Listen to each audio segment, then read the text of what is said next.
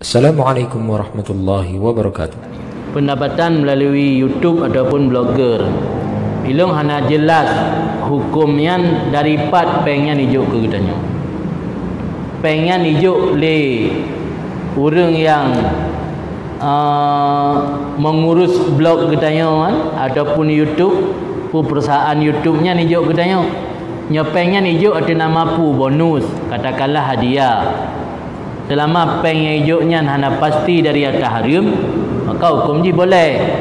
Tapi yang hijaunya ada nama upah, jualah ataupun upah.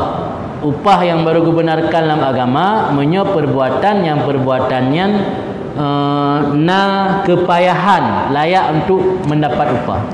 Nyebut hana hana layak untuk mendapat upah, nyan jualahnya fasid. Dua contoh dalam kitab, dua contoh jualah yang fasid, lagi tajak bak sabuh alamat bak rumah tu bak simpang datanya bak sira urang 4 alamat rumah kecil. Dia pegah hati meja aju itu nak melompat simpang lain we unun, ni melompat simpang pun we ui yang kena rumah kecil. Tajuk peng tegaknya nanti nama engkau pegah. Yang tajuk pegahnya nahek ke? Mana hek cuma berdumba kalimat saja. Nya hanasah pengen tajuknya. Jualah fasid itu. Maka dikata jawaban ditanya mbak orang yang profesian, dari mana uang tersebut diberikan dan atas nama apa. Uang yang diberikan atas nama ongkos, but yang tanya pubutnya pun termasuk perbuatan yang bisa diongkosi dalam agama. Nah dikata perbuatan yang jid ongkos dalam agama, perbuatan yang pada pubut menghasilkan lelah. Yang najis tak tung upah. But yang hana gebi tung upah lah agama. Setidaknya aku upah untuk pelumah halamat orang. Pelumah halamat pi pegah sebagai kendaya intat sampai tok rumah. Naik.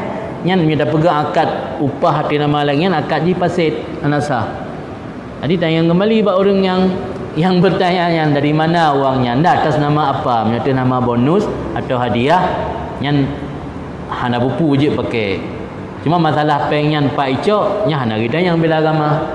Tapi menyo pemilik YouTube dan bloggernya, blog orang yang memiliki harta yang haram, selama harta yang halal masih ada, hukum terima sedekah dari orangnya boleh walaupun hukum ji makruh.